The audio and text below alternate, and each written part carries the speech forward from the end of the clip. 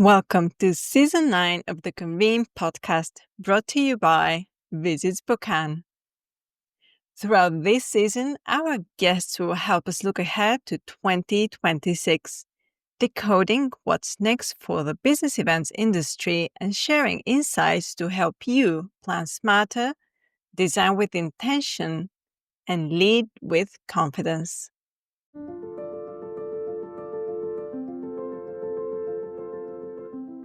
Today, we are talking about a big shift in event strategy, moving beyond demographics to design for what people truly value. I'm joined by author and speaker David Allison, who's the leading authority on human values and CEO and founder of the Value Graphics Project. We'll look at why relying on demographics misses the mark about 90% of the time, and how tapping into your audience's power values can help you design smarter programs, more authentic networking, and sponsor messages that actually connect. We start now. David, welcome to the Convene Podcast. It's a great pleasure to have you. Thank you. Thank you for the invitation. I'm very excited to be here. Let's dive directly into the deep. So, event professionals have traditionally planned everything from venue selection to programming based on demographic data. So, what's fundamentally wrong with this approach, and what are event planners missing when they rely on demographics? Right. Well, the best way to think about this is to think about yourself. If I said that because of your own demographics, that you're a woman, so that means you must love the color pink, and because I'm going to say Gen Z, that means I know stuff about you that's going to be true for you. Gen X, you're Gen X. No, millennial. Oh, millennial. Okay, so you look much younger than you are. And Thank you. so as a millennial, you ate all the avocado toast on us. We don't have any of that anymore. So there's just all these silly stereotypes that come from looking at people based on demographic ideas, right? An example I give when I'm speaking all the time is I usually start my keynotes by saying, listen, let me show you how this works in my world. And I'll pull out an LGBTQ plus flag and say, listen, I'm a member of the LGBTQ plus community. I'm super proud to I'm married to the same most amazing man in the world for the last 30 years. Very, very lucky.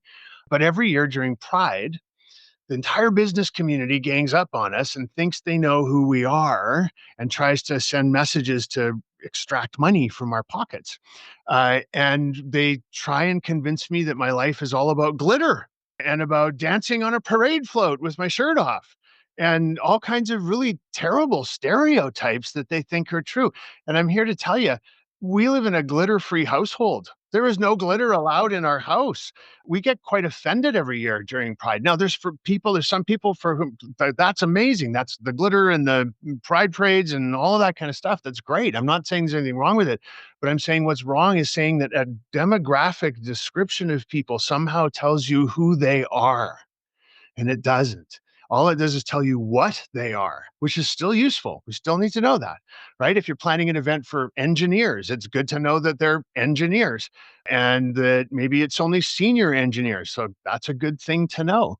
But then saying, well, they're engineers, so they're going to like this, and they're senior engineers, so they're older, and so they're going to respond to that. That's just using stereotypes that have no basis in truth. And let me tell you why I know that for certain is because we have done now 1 million surveys around the world in 152 different languages to figure out who people really are and what makes them tick on the inside. Forget the demographics. But we can look at these 1 million survey respondents demographically and say, okay, so let's take a look at people who are, in their senior parts of their career, who earn X number of dollars a year, and engineers predominantly still male. So what do we know about that group of people? Well, I can tell you from the data, hundreds of millions of data points, that people inside any one of those buckets, those demographic cohorts, they're only about, on average, 10.5% similar. So that's not much at all. It means if you're using demographics to understand people, you're going to be 90% wrong. That's a large percentage of being wrong. And it's why, like, if anybody, does any marketing and you send out, an email to an email list, and if you get a 2%, 3% response rate, you think that's phenomenal because the best you could hope for is about 10.5% if you're using demographics to try and understand people. So it's clear that demographics are flawed. They're fundamentally flawed as a way to understand people. But it's easy to run around and poke holes in things and say, you know, this is terrible. It doesn't work. Here's the proof. But what's also necessary in these conversations is to say, here's a better way. Here's a different way to do it. And that's what our research is all about. That's a great way to put it. And I was hoping you would give that example that I've seen on social media with the King of England and Oh, was yeah. it Ozzy Ozzy Osbourne? Ozzy Osbourne, yeah. I mean, it's a perfect example, like the King of England versus Ozzy Osbourne. They're demographically almost identical. They're the same Yeah. age, they're both rich, they're white guys, they're straight, they live in England, they both live in a castle. I mean, all of that stuff. But can you possibly imagine the two of them responding to anything in the same way? Of course not. Of course not. And you know what? Rich people who live in castles and are white and straight and of that age, there's all kinds of other people all around the world who meet those same demographics. It's not just those two. And I'm going to tell you right now that if you put all of them in a room and said, what else can I tell about these people that they have in common? The answer is nothing. You got about 10% in common, about 10%. That's it. That's all we have. That's scary. I looked at some of the research you've done. So, can you explain what are power values and how Hmm. event planners can identify them and use them to serve their audiences better? Yeah. So the replacement system we've come up with for demographic profiles and trying to understand attendees and participants at events and everybody, by the way, this is what my keynote speaking is about. Whoever I'm speaking to, I'm trying to help them understand the people that they need to inspire. So our research allows us to look at groups of people and say, what do they have in common on the inside? Forget about what they look like on the outside, gay, straight, black, white, male, female, young, old, rich, poor, whatever. None of that really matters. It's only 10% helpful. But who are they on the inside? And what makes them tick? And why do they do the things they do? And what is going to get them excited about an event? What's going to have them walking out of there going, that is the best event I have ever been to? It's like they were reading my diary. They know all about me and they put this whole event together just for me. So to do that, we need to understand a very simple thing. We need to understand what matters most to them. What are the most important things in their whole life, not just around events, but in their whole life? What do they wake up every morning going, wow, I'd be having a really great day today if I could get more of this in my life? These are the things that matter most to me. That's the way all of us make decisions about everything we do when you think about it. Like the last decision you made, like, I don't know, a car you're buying, a job you said yes to, a person you're going to go and have lunch with, whatever. You make decisions about two options based on this one lines up with what matters most to me and this one doesn't. Because this is the obvious. Like we say things like, well, why are we even talking about this? This is obviously the one that's for me, right? So what you're saying there is this thing matters more to me than this thing. Now, the best way to understand what matters most to people is to understand what they value. Because our values, there's neurological processes, there's parts of our brain that reward us when we make decisions that are aligned with our values. Because our values are what matters most to us. And anything that gives us more of what we value, that's the thing that matters more to us. That's the thing we're going to say yes to, right?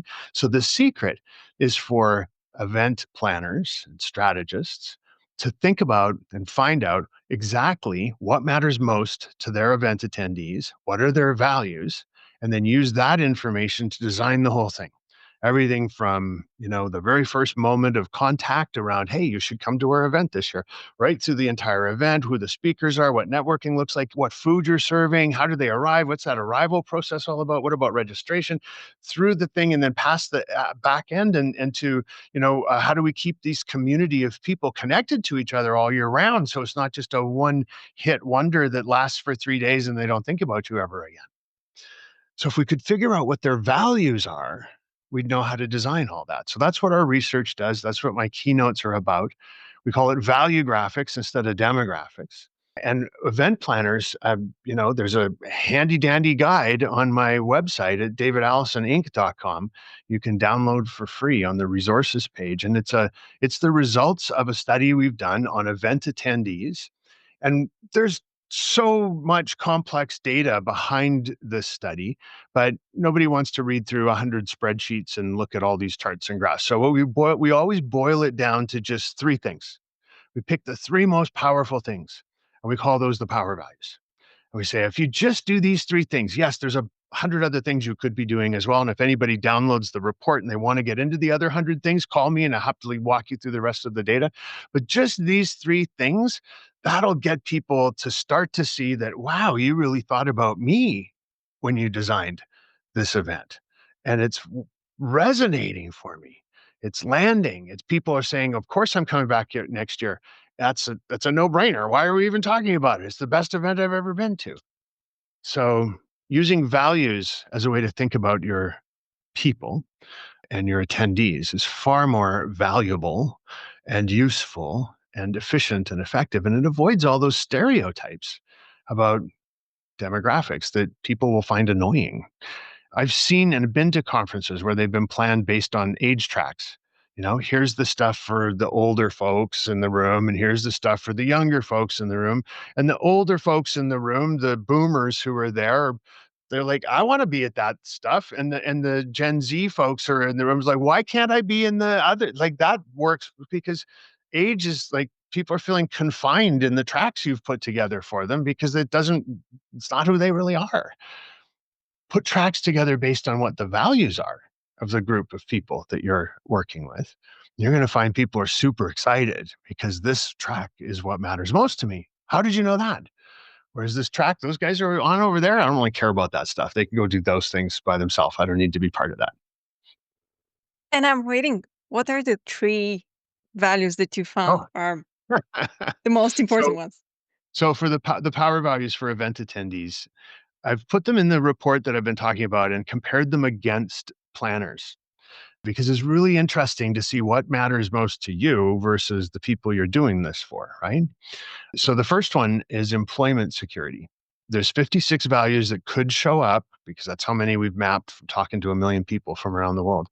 And employment security is far more important to event attendees than it is to event planners. I think event planners are sort of used to, well, I'm working on this now, and then I'm going to work on that. And, many event planners are sort of freelance, self-employed, have their own consulting or advisory business. So, that security around the job isn't as important. It's not as much of what matters most to you.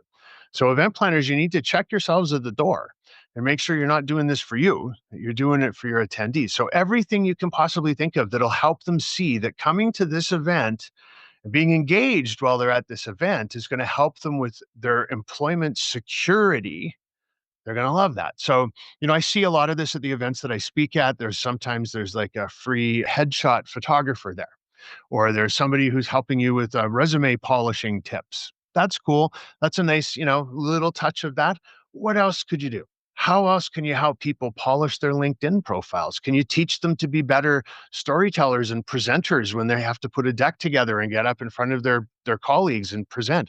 Can you, regardless of even if the conference is about pet food manufacturing, which is a conference I spoke at and really enjoyed, but why wouldn't the people who are coming to the pet food manufacturing conference, the pet food conference, also be interested in their own employment security? It's a great lure to get people to go, I'm going to go and learn all this stuff about the pet food industry because that's but they're also trying to help me make sure that my job is secure.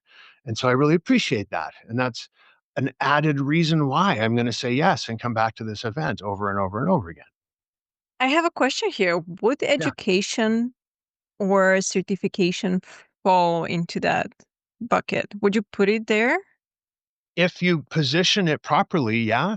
So certification programs that are offered by associations, things like this. The trick is to talk about those in a way that relates it to these values. So when you talk about it, it's not enough to say you should be certified because it's the industry standard for our profession and we've been doing this for 20 years and we have the best instructors, and then you get to put this little thing beside your name. That's all cool as far as you're concerned, but what they want to hear is this is going to make sure your job is secure. This is something you can do for yourself that's going to make sure that folks that you're not going to end up being bumped around so much. So talk about it in terms of that as a benefit and these other two values as well. Now, we have separate studies that we've done. If anybody's thinking about how to market and promote certification programs, I have data that I'm happy to share if you reach out to me on people who are looking for certification through their associations.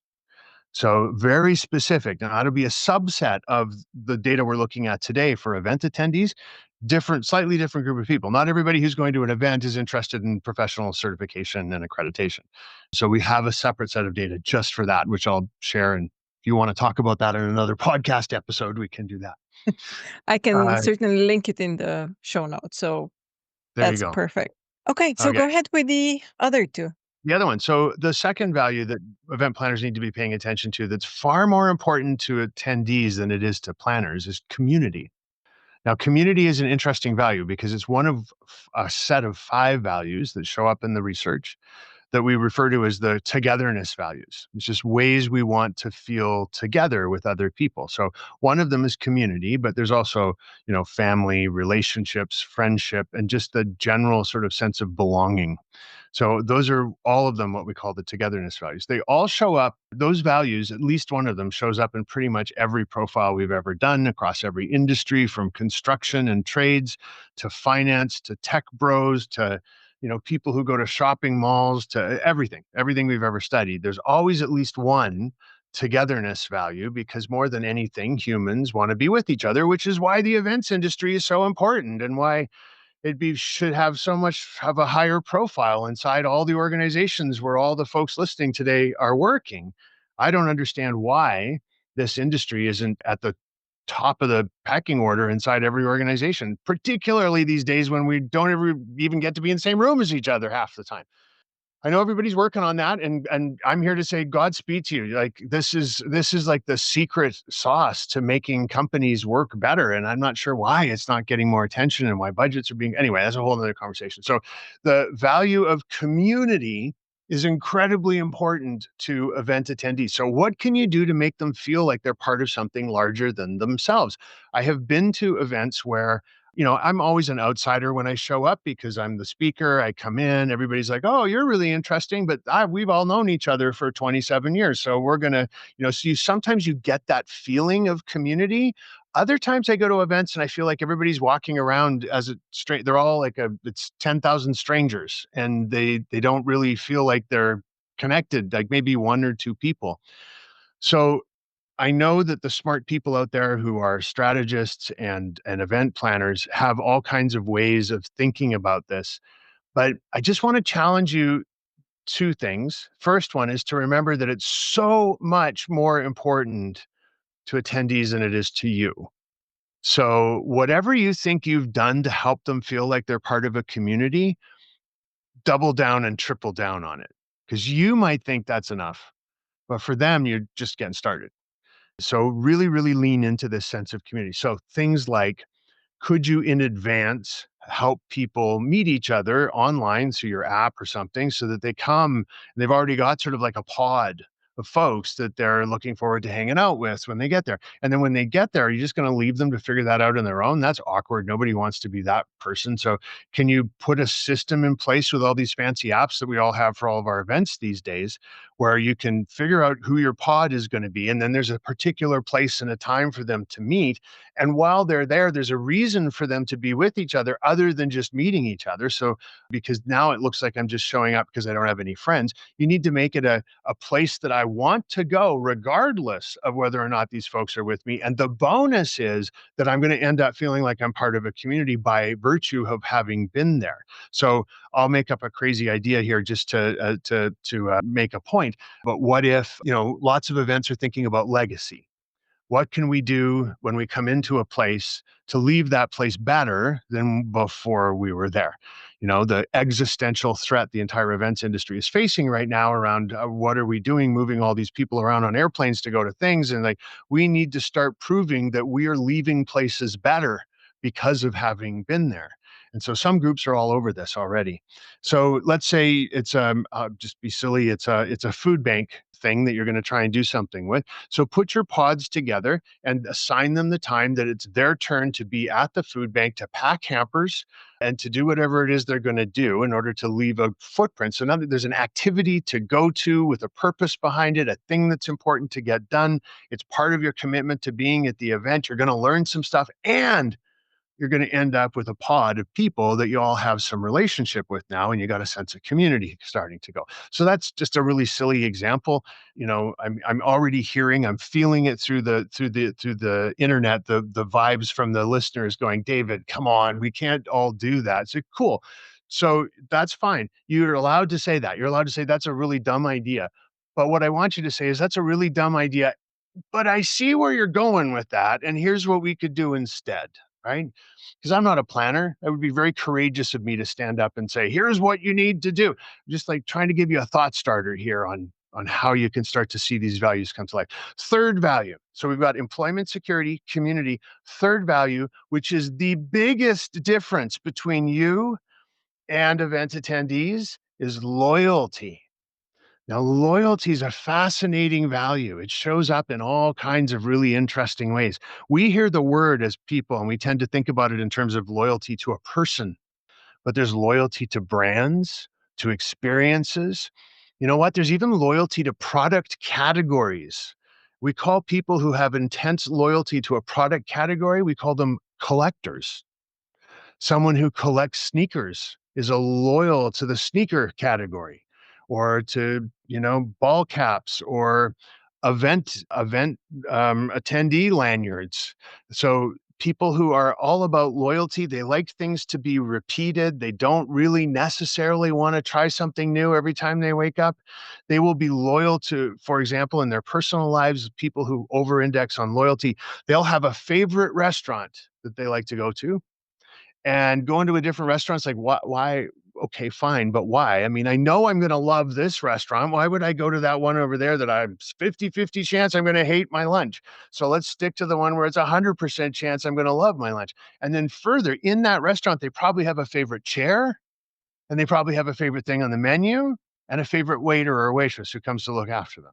And if any of that stuff gets messed with, they're like, "Ugh, okay, but it's not my routine," right? They're loyal to how they go to work. They have a particular route. They have a small group of friends that they're very loyal to. They probably collect something, because that's a trait that we see in everybody who over-indexes on loyalty.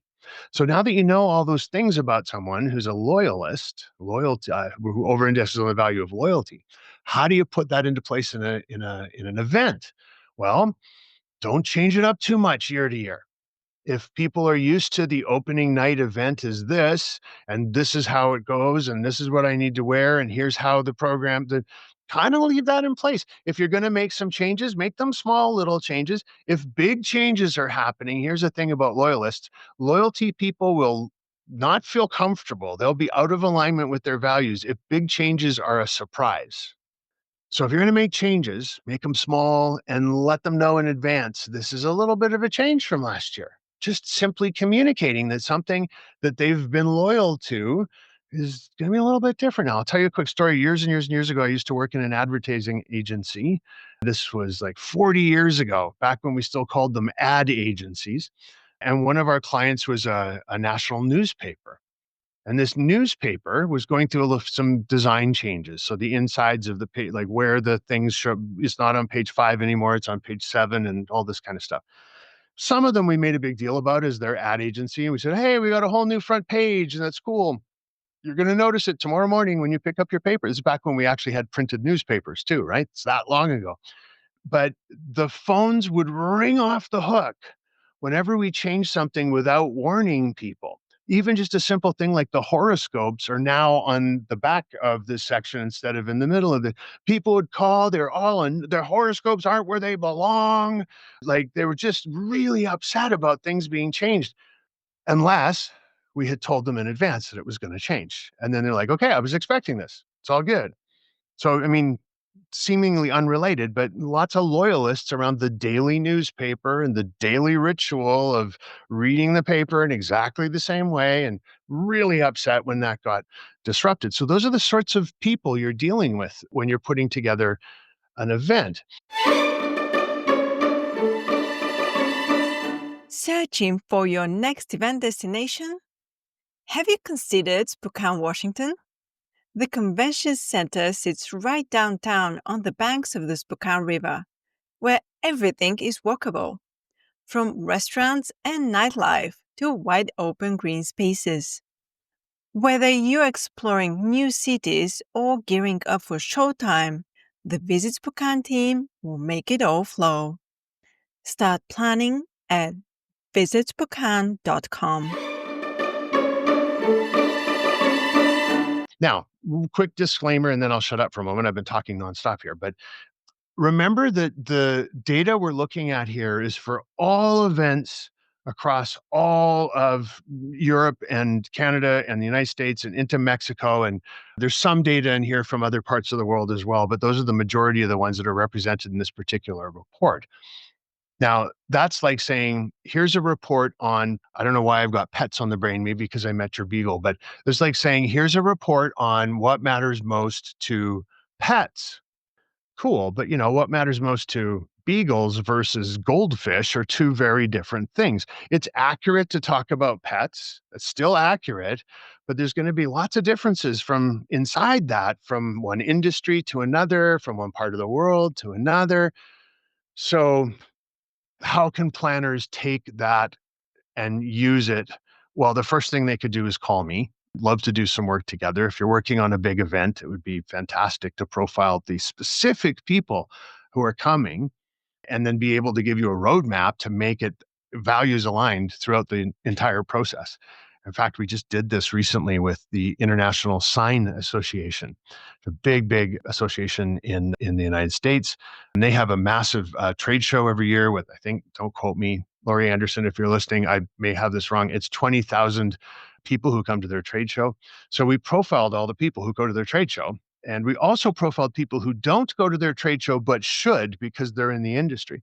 And then we worked with the board of directors and a steering committee, and we said, all right, now that we know exactly what are the buttons we need to push in order to get these folks feeling like this is the trade show designed for them, how are we going to change up this part of it? And how are we going to change up this? And what are we going to do about this? And so by the time we finished having a day together, we kind of went through the whole thing and we were able to build a sort of realignment process so that over the course of the next couple of years, they could gradually make these changes to make their event even more rooted in what people care about. And it also gives them permission to ignore some of the stuff that people don't care about. So it's not always about adding, it's also about subtracting. It's really about focusing, right? Let's just focus on the stuff that matters. We all know the 80-20 rule, right? So what's the stuff we really need to be doing well in order to get that 80% response from the 20% effort? But if you don't want to do that, you don't have the money, you don't have the time, you don't like the sound of my voice, whatever it is, here's some things you can do to just give yourself a little bit more information around what the values of are the folks who are coming to your event. There's a series of 3 questions that we call the 3 telltale questions. And if you can figure out, we're all polling our event attendees after they leave, we send out the survey and we get, some percentage of the folks who respond. So you can include these as survey questions. The other thing you can do is train everybody who's going to be on the floor, who's going to actually interact with people. Train them to ask these questions as if they're just kind of like part of the conversation, just some small talk. When you're at the networking event, get your whole senior team to be kind of going, hey, hi, oh yeah, hi, I work with this, and I've got a crazy question for you. And just kind of collect it anecdotally like that. If you listen to enough people over the course of a year or two answer these 3 questions, you'll start to see patterns in the way they respond. And those patterns, those signals in the noise, those are their values coming to the surface. Okay, so here's the 3 questions. The first one, why do you go to work? People will say things like, well, I feel like I'm making a difference. I just want my family to be better provided for than when I was growing up. It's my creative outlet. I love my job. It's how I, even on the weekends, I do work because it's just what I love doing. And I feel like I'm making a difference in the world. My friends are all there. It's where I like being with all my pals. I really hate being, working from home. I want to be with everybody in the office. They're all going to have a different way of answering. And those are all people saying to you, here's why I do this thing. And you remember when we first started talking, people only do things that align with their values. So if you can get them to tell you why they're doing a thing, it's a clue to what their values are, right? So that's the first question. Second question, if you, not if, let's say it this way. You've just won the lottery. Why would you give away half? Now, people will want to tell you who they'd like to give half to, and that's fine. You got to probe a little deeper though and go, why? Why would you do that? We're trying to figure out why this monumental decision was made, because values are what drives all of our decisions. So if you ask enough people why they would make a monumental decision like that, you'll hear patterns, and those are their values coming to the surface.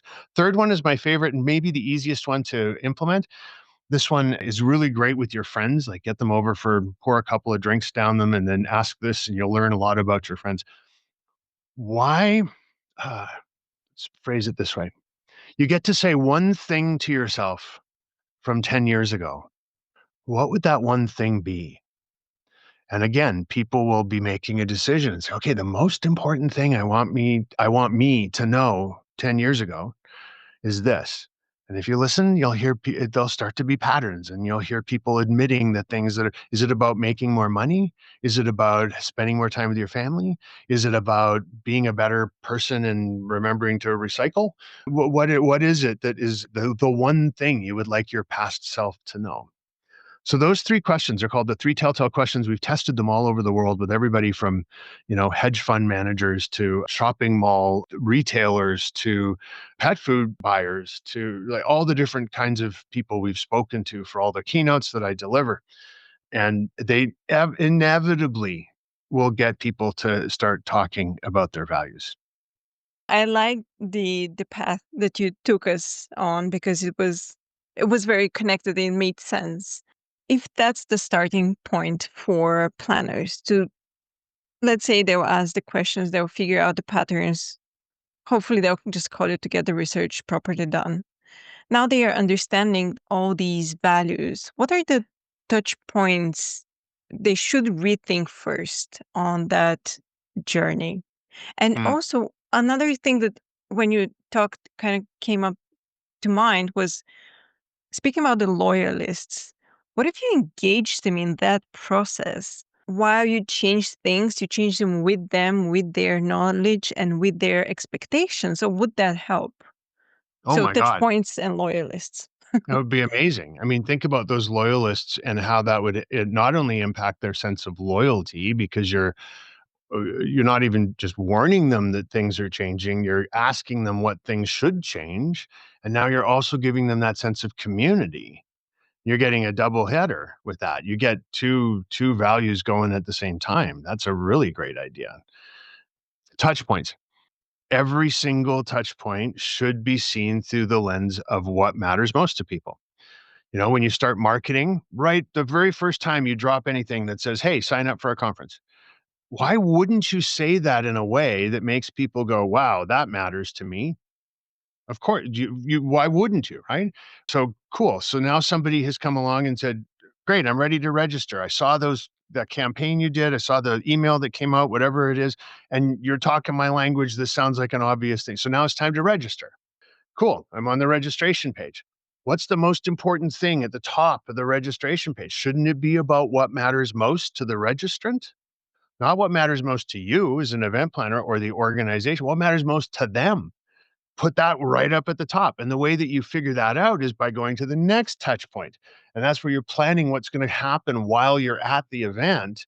Some of those things are going to be like, ding, ding, ding, we're hitting values hard here. This is stuff that's going to get people super excited. So that's the stuff should be at top of the registration form. So as soon as they open it, they're like, that's happening. Oh my gosh, that's amazing. That's exactly what I would have done if it was me planning this event. And then they get through the registration process. And then what happens then? They get an email that says, thanks for registering. Well, what should that email include? It should include the stuff that matters most to them. Forget about the other stuff. They don't care about that. They care about the stuff that matters most to them. And now they're showing up. It's time to arrive. Well, what does that arrival process look like? Well, why don't you find a way to make it as much as you can in a way that happens to just ring those bells, that the things that are most important to them? And then so on and so on and so on. I mean, I joke sometimes about you can even find ways to make the food about what matters most to people, right?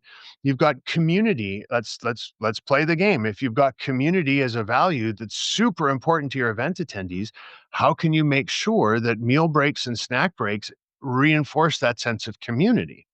Can you put people in little pods to have their breaks at every time during the entire event so they see the same people when they're out there? What did you think of that speak? I don't know if I like that. What was going on? Did you understand the CEO? No, he sounded like he had too much caffeine. Like there's give them a chance to get a little hit of community while they're out there having their food. And then the food itself, community is a big deal. Why not make sure all the food is locally sourced and reflects the place you're in? You're in New Mexico, it should all be Tex-Mex fusion food. And if you're in Berlin, it should be, I don't know, anybody from Berlin's going to hate me for saying this, but sausages and sauerkraut. I mean, just like reflect the communities that your event is in. And so now we go through that process. Now, the networking events, of course, networking. I mean, networking is probably the primary reason many people come to events. And whenever we poll, we find that that's so much more important than the education or anything else that's happening. And yet, what do? We rent a big giant room, we put a couple of bars in there and have some music, and we go, okay, everybody, go network, go do your networking.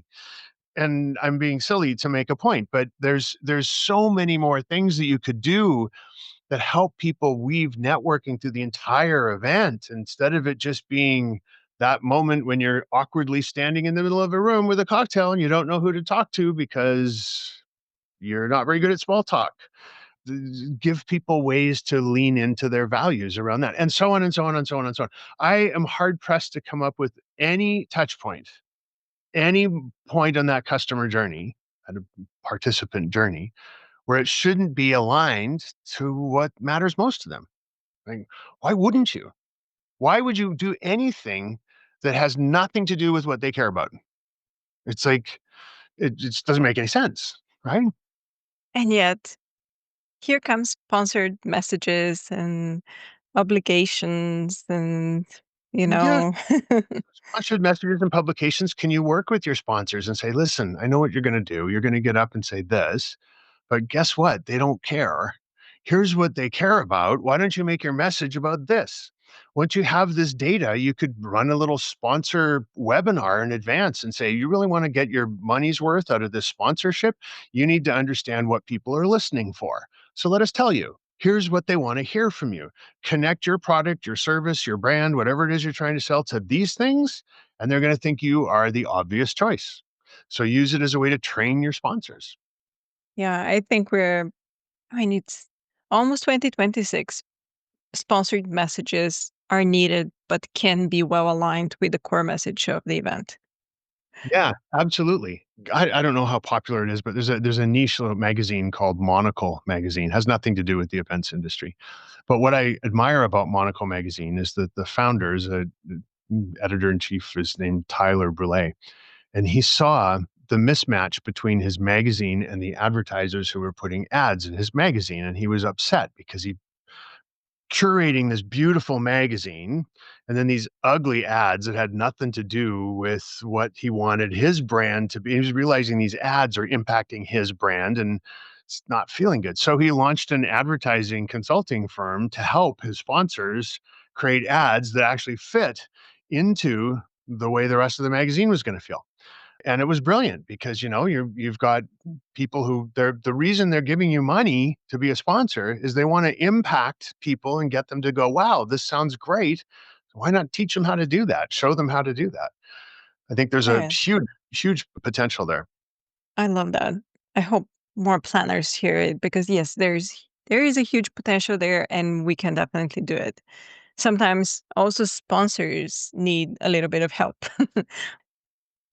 How creating value graphics instead of demographics differs from creating those personas that marketing people love so very much. Yeah. Great question. And it's almost like I asked you to ask me that because we've just launched a persona product.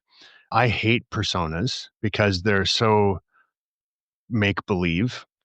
Do we just make up stuff based on what? Demographic stereotypes. So we look at our demographics and we go, wow, we've got a bunch of, engineer guys who are in their senior role. And so let's call one Bob and say Bob's really focused on this.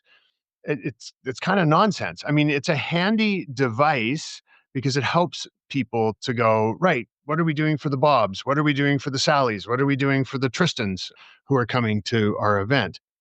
So we call ours Persona 2.0. We refer to them as actionable personas because what we do is we take all of the data we know about, for example, event attendees coming to your particular event, and we say, you know what? There's 5 kinds of people. Now, we're not making that up. We're using the data to tell us that there's 5 kinds of people.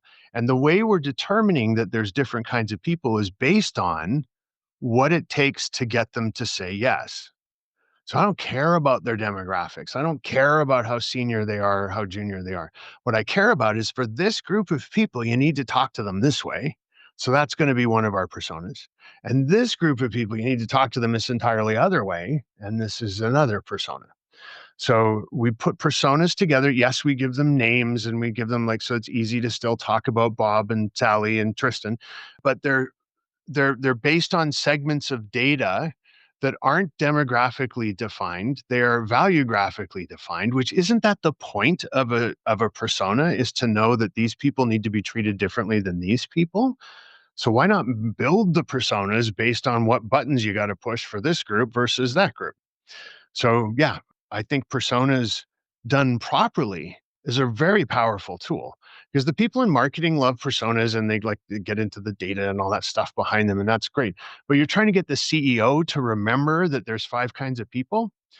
If you can say, listen, Mr. CEO, Miss CEO, there's 5 kinds of people. We got some Sallys, some Bobs, some Davids, some Magdas, and some Tristans. Sally's, all they want to hear from you is this. Bob's, all they want to hear from you is this. Now the CEO can walk away and repeat that story and understand. I'm shaking someone's hand like, oh, I got a Bob here. Okay, here's how I'm going to talk to Bob. So you make it into like a series of characters that the people who don't want the details, they can still get it and they still lock it in and anchor it in their heads. So it's a very valuable thing from that perspective. It's just the way we've been doing them so far has been absolutely a waste of time. So I like to think we've kind of broken them and fixed them. Awesome. Thank you for doing the work for all of us Yeah, because that's important. And you mentioned that the report you are referring to, it's mostly global data, but more focused on North America, North, South yeah, America, the Americas. yeah. The report that's on for free on my website at davidallisoninc.com on the resources page. It's called How to Engage and Influence Event Attendees. So that's available for anybody who wants to download it. That report is based on data we've collected as different groups have asked us to profile event attendees. So we keep updating that pool of data. So there's a lot of stuff in there that's about Canada, the United States, Mexico.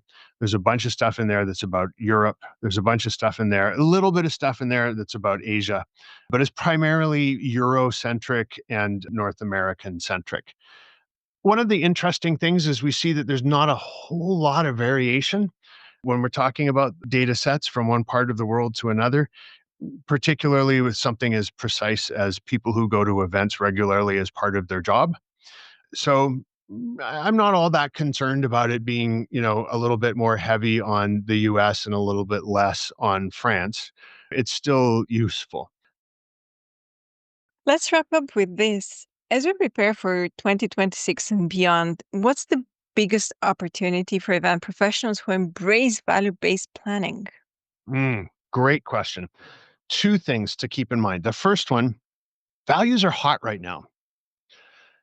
Everybody's talking about the values of this group of people and the values of that group of people. Politicians are all saying our values are this, our values are that.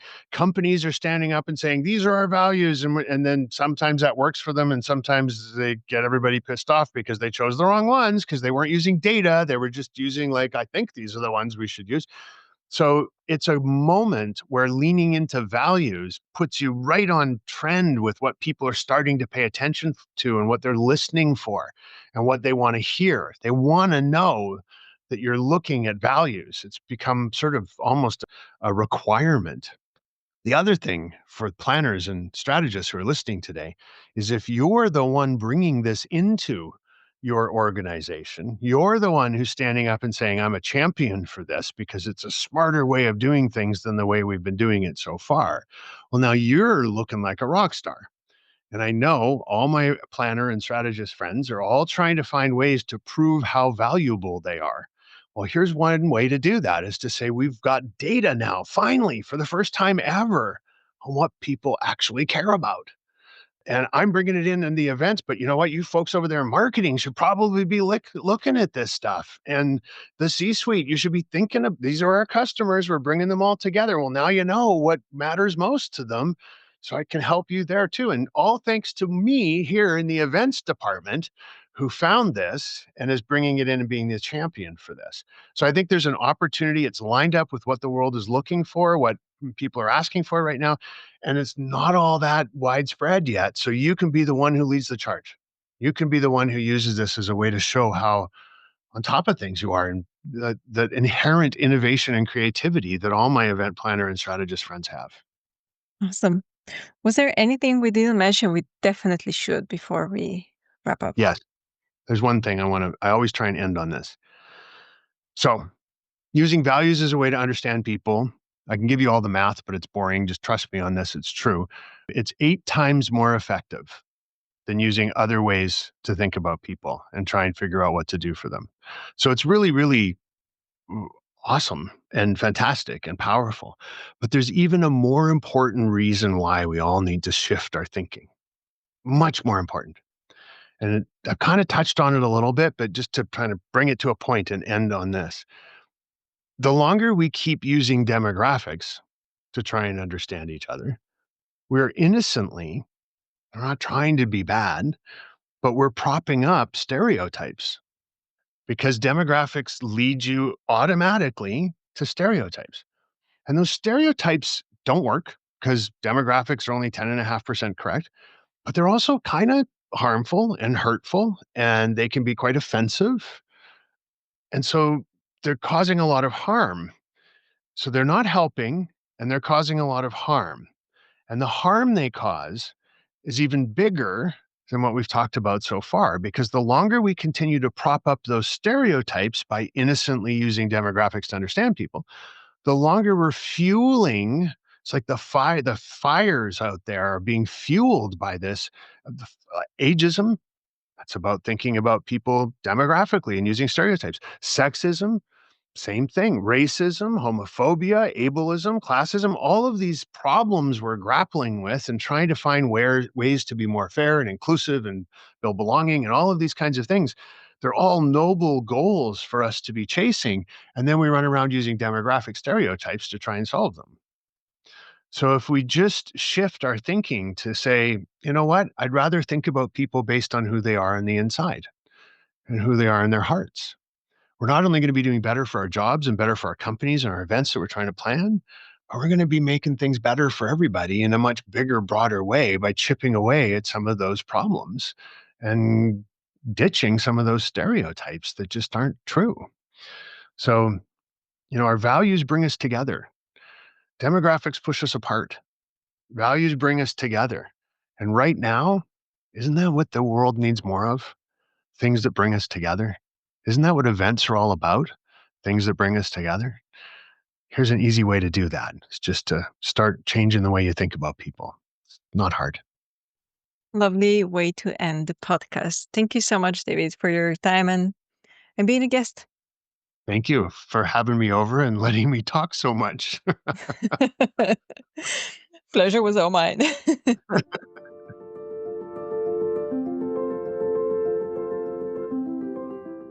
Remember to subscribe to the Convene podcast on your favorite listening platform to stay updated with our latest episodes.